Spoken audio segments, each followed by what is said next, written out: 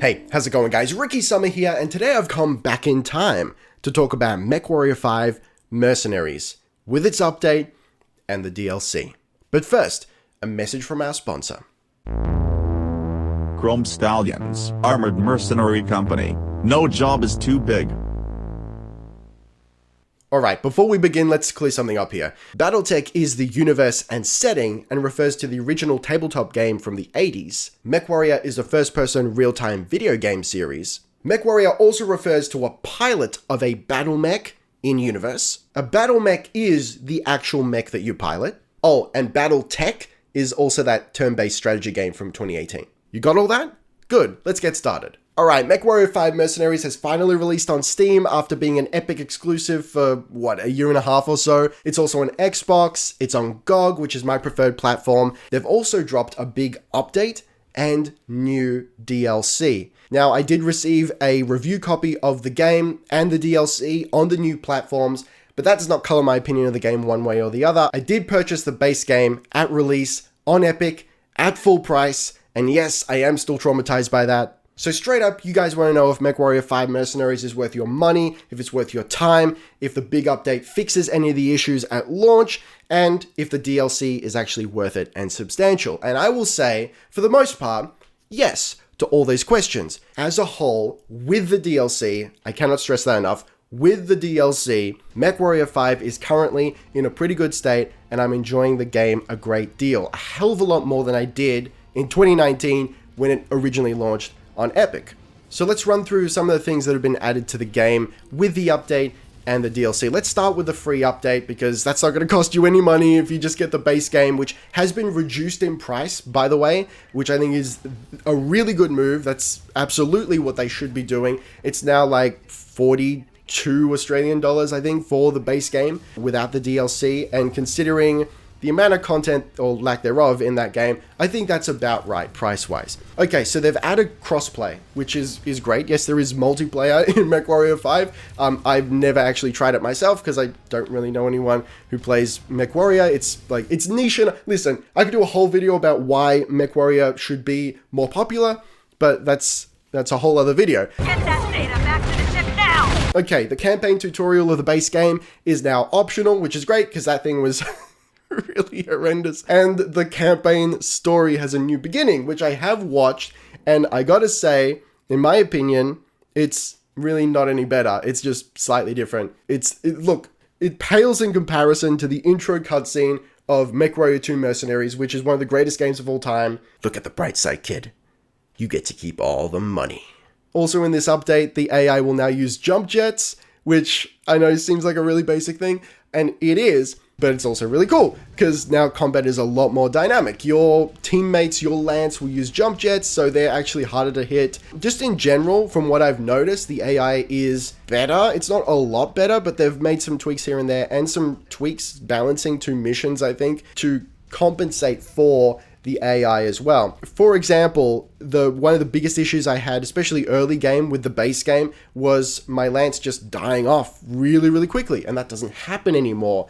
Whether they are tougher stats-wise or they're just more maneuverable and they avoid getting hit a lot better, maybe the jump jets has something to do with that, they're surviving longer, and that is great. It actually feels like a cohesive lance that can actually get some shit done, and you love to see it. Additionally, that issue with base defense missions where your lance mates would actually stomp all over the base and cause damage to it, thus risking you failing the mission, that doesn't seem to happen anymore. And I think it's the fix there is twofold. Yes, the AI does seem to be more cautious around bases. I don't really notice lance mates walking into friendly bases a hell of a lot, unless you command them to specifically, so that's good.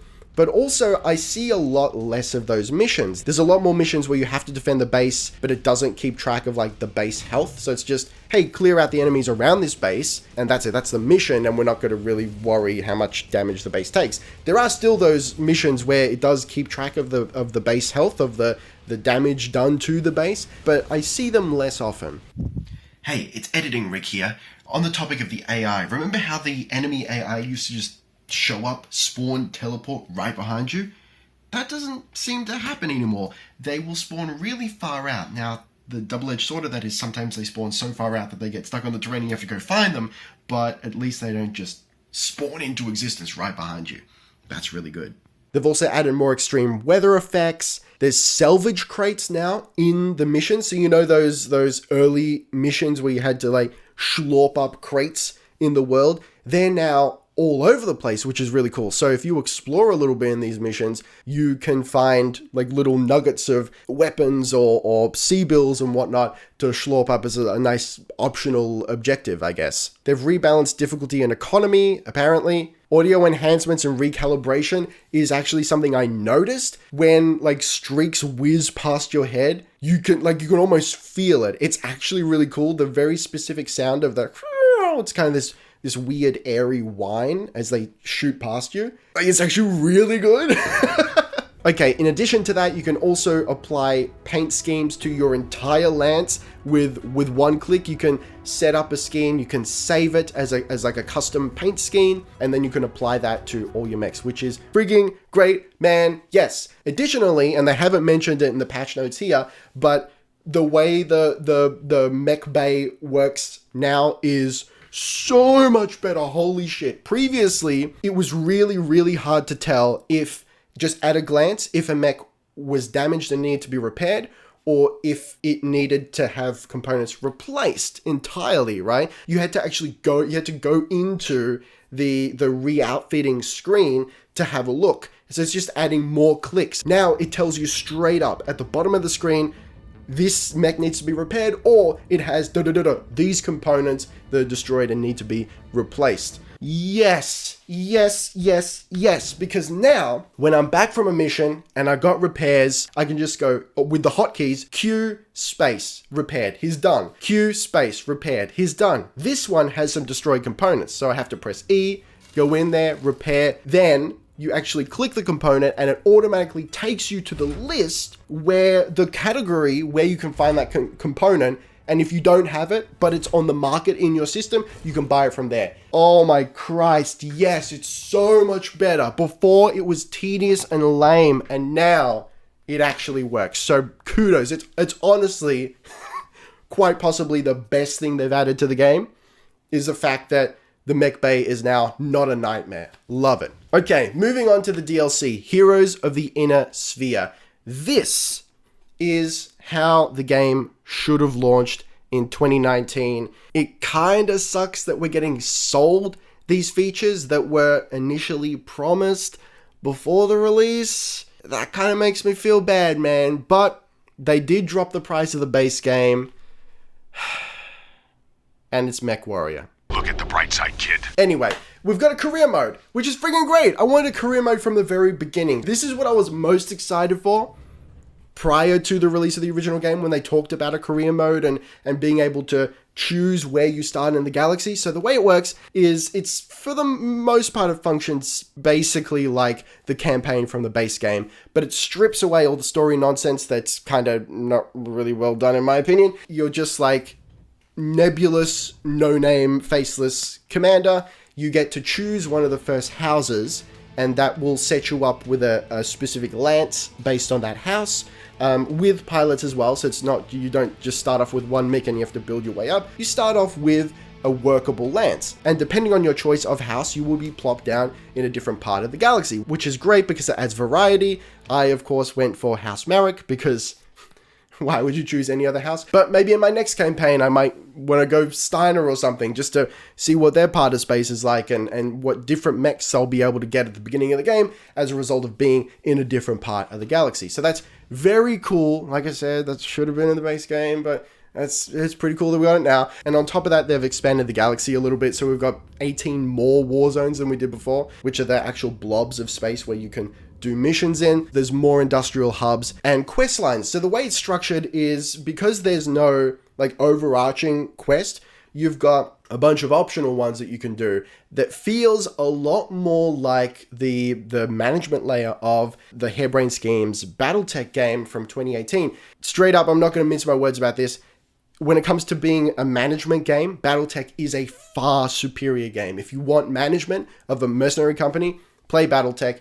It's the better game for that. If you want, kind of bare minimum management and you need that first person sitting in the cockpit action, then this one's for you. Ideally, we would live in a timeline where the two just slap together and they become one beautiful big game. That would be the dream. But we do not live in that timeline. We live in a dark timeline where MechWarrior is not as popular as it should be, and I could make a whole freaking video about why MechWarrior and Battletech should be way more popular than it is. And you know what? I very well might make that video. So they've also added what they're calling career paths. So basically you've got little cantinas that I think it's past Reputation 4. It unlocks this mechanic where around the universe you will have little cantinas, basically like space bars, where you can go and you can pick up kind of like scavenger hunt kind of quests there. They're not really engaging quests, not like the quests that you find throughout the galaxy where it's like, hey, yo, my son turned into a pirate and now I want you to kill him to restore the family honor, like that sort of thing. The cantinas are more like, hey, go to the bar, I want you to buy this mech for me. So you buy that mech and then you turn it in, you get a little payout. Or I want you to hunt down this many tanks, or, you know, on the surface of them, they're basically fetch quests. They give you fetch quests, but it's something else to do. And that's, I don't know, it's kind of nice. And in doing that, you can eventually unlock little bonuses that you can slot onto your mech. It's a little bit like gamey, arcadey. How does this make sense? How does killing 10 tanks 5 times give you the ability to jump jet for a little bit longer? I don't know, but that's how it works. So you've got little fetch quests and you get little rewards for it. It's just nice that there's a little more to do in the galaxy other than just mission after mission after mission, which is basically what it is anyway, but it's dressed up in a little bit of a nicer way. We've also got 7 new mechs. We've got the Corsair, the Vulcan, which listen, buddy, it's become a favorite mech of mine. If you can get the Vulcan early on, I do recommend the machine guns and the 3 medium lasers. We got the Charger, the Hatamoto Chi. I actually don't know what that one is at all. Dervish, Champion, Marauder 2, and they've also added 50 more variants to the game. Apparently there are also new missions to hunt down hero mechs. There are 7 of them in the galaxy. I haven't played enough of the game to really experience that, so I just reading off the patch notes here, I can't really talk about that too much. There's a new biome, the Extra Solar Moon, which is actually incredible. It looks fantastic. It's got asteroids floating overhead. It's really nice. It's just nice to see a little more variety rather than just desert world, grassy world, desert world, grassy world, desert world, grassy world, and back and forth, back and forth. I dearly hope that they keep adding more biomes, but as it is, like, it feels good. It doesn't feel repetitive at all currently. I really like that. They've also added artillery and airstrikes to the DLC. So now when you select a mission, doesn't work for all missions. I'm not really clear on why. It might just be maybe the mission has to be a certain difficulty for you to be able to get it. But when you go to negotiate your pay and the salvage and the damage insurance, you can now sometimes also essentially purchase with your influence some airstrikes, which is really cool. So when you're out in a mission, you hit H and you can then target down an airstrike, and it actually, like, it does a lot of damage. All right, so the first time I used it was an assassination mission. I had to take out, I think it was a hunchback. I had done no damage to it at all. I'm like, yo, let's use the airstrike. We've got it. Let's use it. It one-shot the hunchback. So that was very cool, and it made that particular mission a lot easier than it otherwise would have been, so I'm very grateful for that. But yeah, artillery is really cool. I've also played a couple missions where I think there were more the quest missions where I had to actually avoid artillery strikes against me, which was really interesting. And so, like, it's you know, pretty basic stuff. Like, you see a little red circle on the ground where the artillery is going to come down, so you just have to avoid it. So that's cool, you know, that's interesting. They've also added new equipment like ECMs, active probes, mask. There's now chem lasers, short burst lasers, mech rifles, which sounds really interesting. I think I've got one, but I haven't used it yet. A stream SRM. Look, on the whole, it's great. As a package, the base game with the DLC together, it feels like a complete game that I am happy to recommend, and I'm enjoying a great deal, like a lot, man, you know. All right, so let's finish up talking about performance here. I've got a Ryzen 7 5800X, 32 gigabytes of RAM, and an RTX 3070. Yes, I am very lucky that I actually managed to find one. The game without ray tracing runs beautifully for me. I've got a 144 hertz monitor, and like I'm maxing that out, no problem. It feels very, very smooth. As soon as I engage ray tracing, it's kind of hit and miss. it's not just a low frame rate, it's an inconsistent one.